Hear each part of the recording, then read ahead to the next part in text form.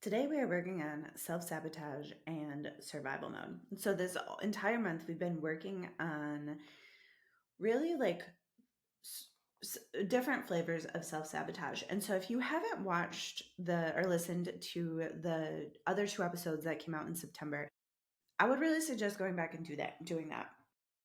And the reason is that because in the first episode I give a lot of explanation around the tension that comes between the growth and expansion, that our soul wants, along with like the desire to stay safe and small that our little human animal wants. And then last week we talked about like really being able to hold that next level of responsibility. And so there's a lot of good stuff going on there today too. But today we're going to work on survival mode.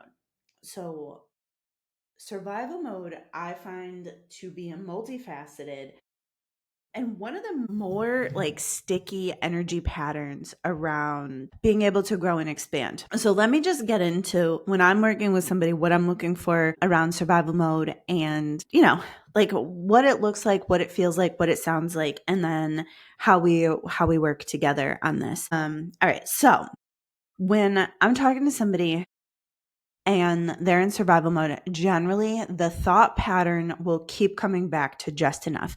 So she might say something to me like, "Oh, I want to make 50,000 a month or I want to make 100,000 a month, but really all I need is 34." Right? So that to me says she knows what she wants, but she really can't get her mind to go beyond the survival. So what it really says is the goal is the survival. So the goal is the 34. And then anything else would be like nice, would be extra, but really like she actually has her like her actual sights set on 34. Now, why this is a tricky thing is because what ends up happening if let's just say you want 100 but you really want 34, what ends up happening is we play a really tight game with the universe. We So let's just say you get the 34, right? So now you have just enough money to like make it through the month to pay everything that you need. But then time goes by and now you're back to having less than, right? You're back to your bank account being low. And so then you get back into pressure to get back to that survival state.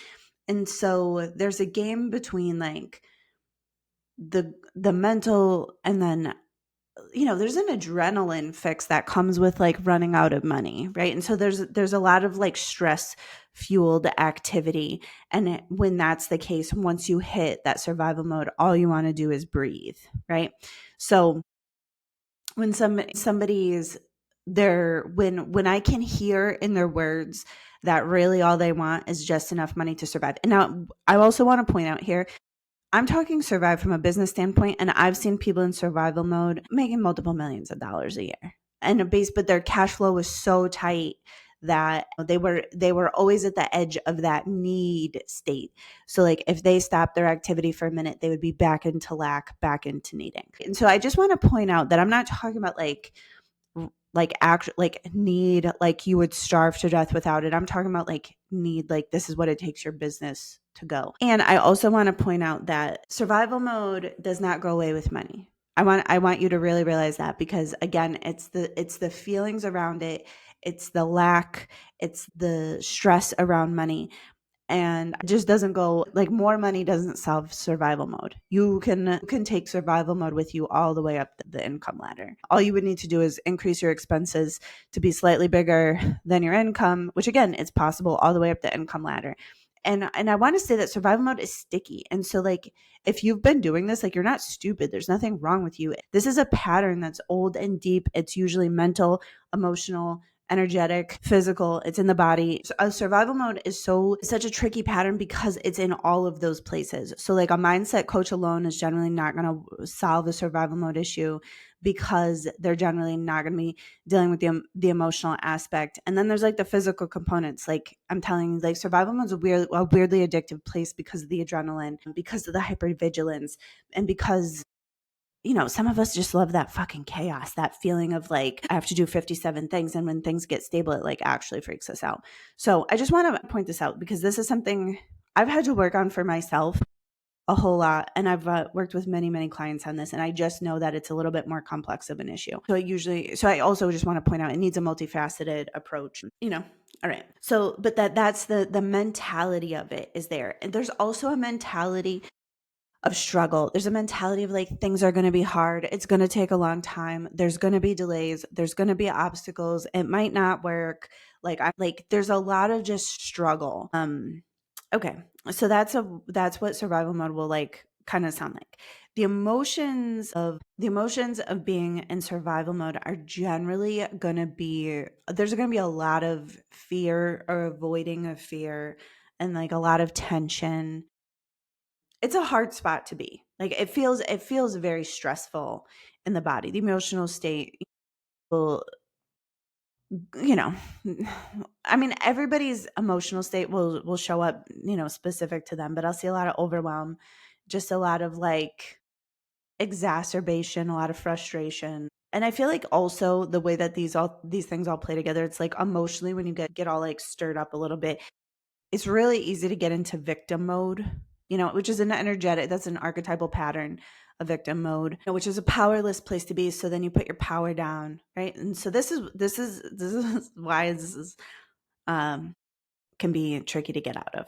All right, so let's talk about the body. So the body aspect of survival mode. Generally, what I notice of people in survival mode is they'll be working in a way that really makes their body feel unsafe. So things that we do that don't seem all that terrible, but really tell our body that we're living in a state of danger is things like holding it when you have to go to the bathroom, not eating when you're hungry, not drinking when you're thirsty, staying inside all day, not getting outside. Like I said, if you don't touch the grass at any point today, your body, your little human animal needs that.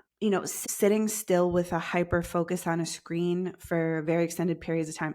These things all convey danger to your body, right? Because your body, the way that your body and brain actually communicate is like via neurochemical cocktail. So if you're sitting and you're just typing all day and you get so like engrossed in your work that now you forgot to eat lunch and you're thirsty and you haven't peed since breakfast, your body's like, man, I'm not exactly sure what we're doing, but like we're in a war zone. Like it feels real bad here. And even though you might be sitting on your couch just working away, but that's like the way that the body kind of receives those signals. So I notice when people are in survival mode, things that will trigger some fear for them is like a fear that the other shoe will drop. So like if things get good, just like the fear that it will be taken away, a fear that the rug will get pulled out from under them, a fear that it's like they're going to descend back into chaos. So sometimes even like stability, if you're in survival mode, will feel really unnerving, right? So what do we do? Right? Like what do we do? Because when the thing about expanding past out of survival mode and into thriving is that this pattern I notice generally like bites back a little bit. Like when you're going to move out of survival mode because the pattern is so complex. And it's in your mind, it's in your emotions, it's in your physical body, and there's energetic patterns. So one, I do want to say that this pattern may take I'm going to tell you like the process that I do with clients, but it may take a little while. All right. So, what do we do about this? How do we get out of it? Because the survival mode pattern, if we keep the pattern and just keep stretching it, it creates a life where you have to work really, really hard and everything. It's not a great emotional or energetic place to be in, especially the bigger and bigger that you get because there's a lot of pressure. It just feels bad. Survival mode generally just like doesn't feel great. Generally speaking, clients are coming to see me. They want to make a lot of money. They want to ease and joy. They want to have a desired led life. They want time and space to like take care of their kids, their pets, their plants. So we really want to get into that place of thriving.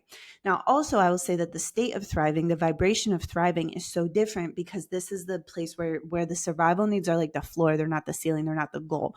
They're like an assumed place. And when we're thriving, what ends up happening is our nervous system opens up, our body opens up, our emotional system opens up, our mind opens up. And so this is the place where we start to get those new thought patterns. We can start to feel better. All right. So let me tell you some of the things to do around, so I think I gave you what you would need to be able to recognize, am I in survival mode? But like, All right, so what do we do? Right? So what do we do about this? All right. So from the conscious standpoint, you can start reworking those beliefs. So that will be like, there's beliefs that underpin struggle, like, oh, this is going to be hard. This is going to take a long time. This isn't going to work. I'm not good enough. Like those sorts of patterns. Also, the pattern of your goal, negotiating your goal always back down to just enough. Right. And what you're going to want to do here is you're just going to want to start to play with this gently. Right. And I'm going to I've said this before, but I will say it again. Beating yourself up is wildly ineffective for pattern change. So this is a place where people generally going to go. They'll be like, why can't I just get my mind to do the thing? There's something wrong. And I'm just like, stop it. Like, that's not, it doesn't, listen, if you could beat yourself up into your wealth, into your happiness, into being a fucking perfect size 6 with great skin, you would have already done it. All right. It would already be done. It doesn't work. All right. So I'm going to say it again. It just doesn't work. So anyways, so that consciousness, so you can, on the conscious level, you can start saying, all right, you can start to play with it and just be a little kinky with these things and be like, oh, here I am again, negotiating my worth down just to survival. Here I am playing with my just enough pattern. Here I am resetting my goal to be just enough and you start to like bring the pattern more and more conscious. And the less judgy you are about it, the more you will start to see it. When we judge, it's like we add a wall in our mental landscape. And a lot of times the wall that we add, we can't see what's on the other side of it. And so we don't get all the way clear when we're judging things. This is why beating yourself up doesn't work. Okay. So you can and you want to bring a little humor to this because again, this is a big pattern. This takes a minute to be able to move through all the things. And so we want to bring humor to because we don't want to make it too important. We want to take the pressure off. All right.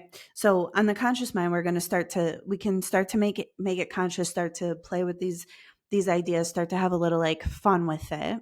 And then once that is boring, then you can start to reframe these. I used to have this survival mode pattern that would make me want to do this, but I really do want the 100,000 a month. That's really my goal here. Now, until you do the other work, chances are you're going to have a tough time being able to hold that, being able to hold the picture, being able to visualize it. That might not be true for you, but no, I've been doing this a long time. I've observed a lot of people. All right. So with the subconscious patterns, you want to start to bring those to the surface. And again, I'm going to tell you, you may need a practitioner for this. Subconscious patterns, if you're not an expert and you haven't done a lot of work on yourself, you may not be able to see them. But subconscious patterns, so that might be things like, listen, everybody's upbringing had its own set of bullshit. But if you knew that you grew up in survival mode, that may be things like if you watched your parents work 3 jobs, your flavor of survival mode may be overworking. If you watched your parents, rob Peter to pay Paul, borrow money, whatever, your flavor of survival mode may be with debt. If things were just super hard, right? If you had to go without, if or everything always had to be the cheapest, or you had to go without things, that may be part of your pattern. So you're going to want to look at your upbringing to find some more of these subconscious patterns. These are just going to be the things that you just think are normal, that cause or contribute to the struggle, to the survival mode. So that's subconscious patterning, right? So what we want to start to do here is, so once we have these things exposed, again, you're probably going to need to work with a practitioner to rewire some of these things. But one thing that you should be able to do, you can start to play with and start to practice with, is start giving yourself permission to want what you want. Right? Because a lot of times when you're in survival mode, you'll want it, but you won't actually give yourself permission to really want it. So you want to give yourself permission to want it. You want to give yourself permission to have it. All right. So this is a self-administered permission slip, but you want to start saying like, I want this. It's okay for me to want this. It's okay for me to want 3 times as much as I need, and you start to kind of soften as you give yourself more and more permission for these things. The edges of the mental patterns start to soften up a little bit. All right. So on the emotional side here, what we want to do to start opening up more toward thriving is going to be, we have to really learn how to feel worthy and deserving of the things, which I'm going to tell you is really much more of a choice than it is like a process. Like I have processes I work my clients through, but truly the fastest way to do it is to just decide that you're worthy of it. So like, if you're like, if if I wasn't worthy of it, I wouldn't want it. Like I want it because I'm worthy of it. Like I'm deciding I'm worthy to want this thing. I'm deciding I'm worthy to have it. And that might not feel true at first. All right. And I want to just point that out because when we're changing our thought patterns, the neurochemical cocktails don't change immediately just because you thought a new thought. So sometimes you'll have the old neurochemical cocktail while you're thinking the new thought and it will feel dissonant. All right. And I want to just point this out because sometimes people be like, well, it doesn't feel true. And I'm like, yeah, I fucking know it doesn't. Keep going. You have to think those new thoughts until you get the new neurochemical cocktail. All right. And it takes a minute. Some of these neurochemical cocktails and these thought patterns might be 20, 30, 40 fucking years old. So give yourself a minute. The people be like, well, I thought the new thought and I don't feel better. And I'm like, well, you've been thinking that other thought for 40 years. Give it 15 minutes, lady. So you're going to want to work on, making the decision, and it can just be that deciding that you're worthy, right? So just cutting off the idea that you're not worthy. Then what we need to start to do is start to find what's the emotional signature of the place that I want to be. Right. So what you would do here to find the emotional signatures, you'd start to like write out your goals and why you want them. And then you start to imagine how would you feel? Let's just say like one of my goals is to have 30 clients in for Limitless Wealth by Halloween. Right. And how does that feel to me? Man, it feels so fun. It feels like a slumber party. Like I can already feel how much I love these ladies, like how much I want their success for them. Like I can imagine like clapping and having fun as they scale and make the big money and break their patterns and whatever else. So there's this like camaraderie, this like sisterhood, this success, right? And so I start to like match out the emotional signature of a thing. And what we can do there is you start to notice those feelings in your regular day. So, like, let's just say freedom, for example, because that's a common one. People want to feel more and more free. All right, well, there's probably 1,000 opportunities to feel free in your day to day. Once you have that emotional signature and you know the energy patterns that you're looking for, what this does is it brings those emotions to the conscious mind. And then what we can do is appreciate them, acknowledge them while they're there. And it gets our body, it gets our mind used to acknowledging those emotions, bringing them up. And it starts, this is where the neurochemical cocktails start to change. All right. So one other thing we can do to start getting better and, getting our emotional body into thriving is to just start to, what I would suggest is write yourself, like what I like to do is write myself like a little message, of all my successes and how good it feels to be me and like whatever. And I'll just record myself a voice note and I'll listen to it a couple times a day. And what this does is it helps me to remember. And then every time I do that, I feel a little bit better.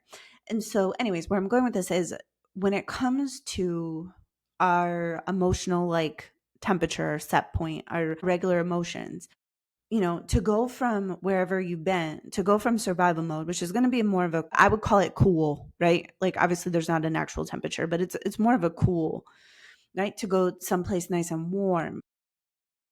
The more that you practice at it, the more that it's going to work out better, because if you just go from straight cold to warm, you're going to be uncomfortable. The same way you would be, let's say if you're dressed for winter and then you're wearing, and then the temperature summer, you're going to be like, oh, let's get a window open. I'm too hot. You know what I mean?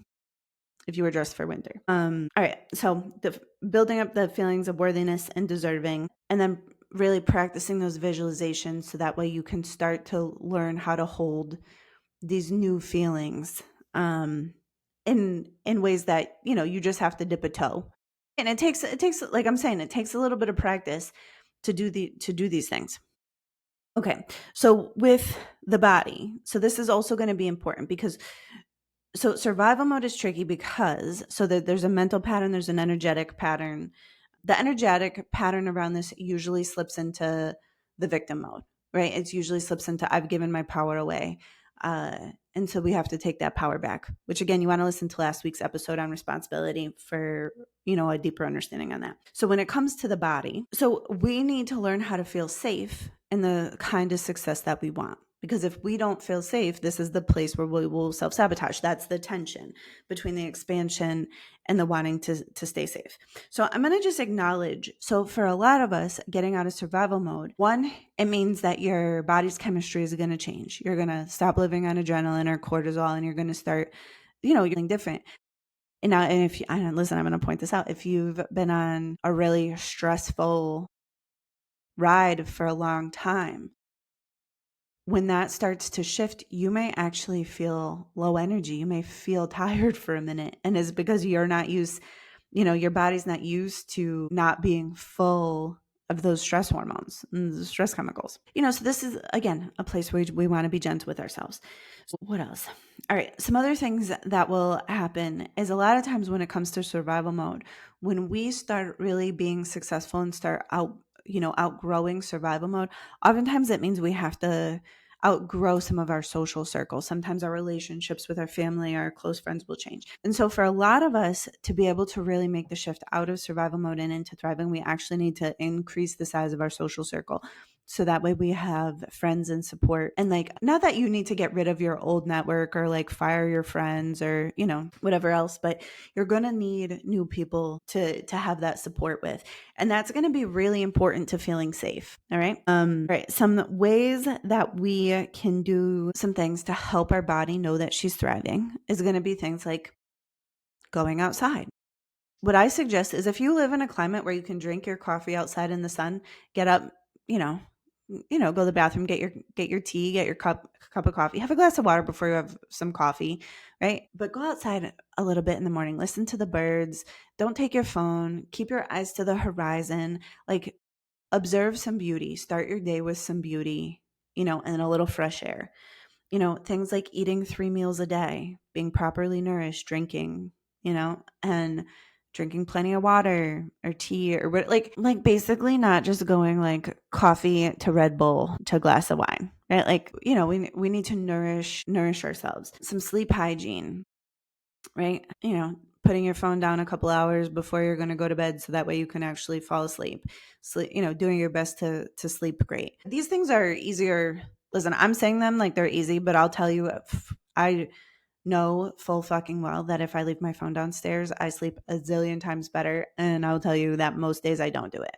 All right. And I just want to confess this to you because a lot of the things that we need are so simple, but we're so not willing to do them. But if you want that next big lifestyle, these sorts of things that are so simple really move the needle in a very big way. And it's so funny to me because people will be biohacking and doing all these super complicated things. And I'm like, well, all right, could try a nutritious breakfast and a good night's sleep, but I get that it's not always that easy. So anyways, a good night's sleep, eating when you're hungry, drinking when you're thirsty, going outside, peeing if you have to pee, going for a walk, things like laughing, dancing, singing.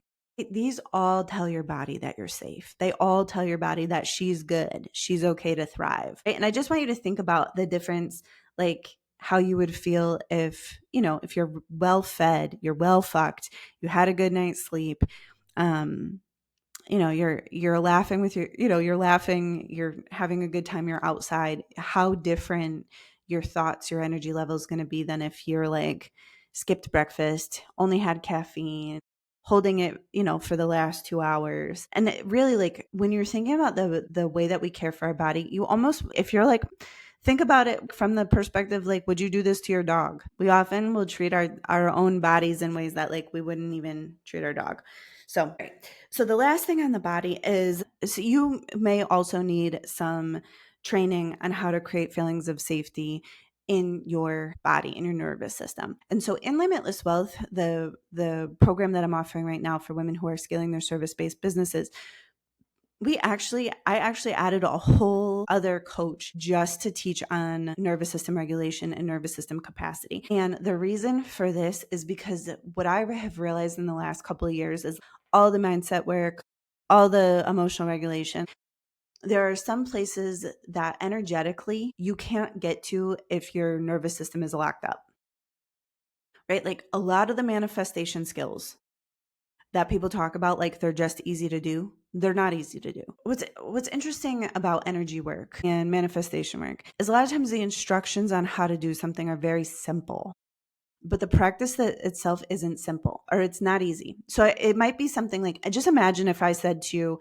all right, well, in order to achieve this manifestation goal, you're just going to go to the gym, you're going to squat 500 pounds a few times and does that. And then the people are like, well, how do I squat? And you're like, well, you pick up the weight and you put it on your shoulders and then you bend your knees. And it's like, well, the instructions on how to do that are one thing that is very different from being able to do it with a 500-pound weight on you. All right. So I want to point this out because I think this is honestly, like, I've been studying metaphysics and manifestation for the last decade, and so much of like the instructions that are out there I found to be super frustrating because when I didn't have because the instructions sound so simple and I wouldn't be able to do it and I would never be able to like figure out how. And so anyways, where I'm going with this is a lot of that all clicked together for me when I started really working on my nervous system. And when I started really learning, like understanding how to feel safe, how to thrive. And this is something that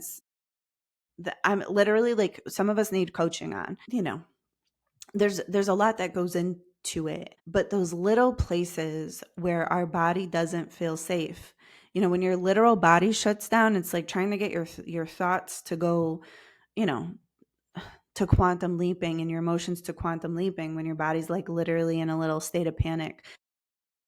It just doesn't work that well. I'm going to mention a couple other things that happen to the body when we've been in survival mode for a really long time, which is sometimes people will be stuck in a bit of a freeze response. And this will often look like being really exhausted, really procrastinating on things that you want to do, being low energy, right? And what's really going on is your mind is like, let's go do this thing, let's go do this thing. And your body's like, that doesn't feel safe. And I'm literally like, more or less playing dead. And so the level of energy required to move through that kind of conflict is exhausting. It's fucking exhausting, right?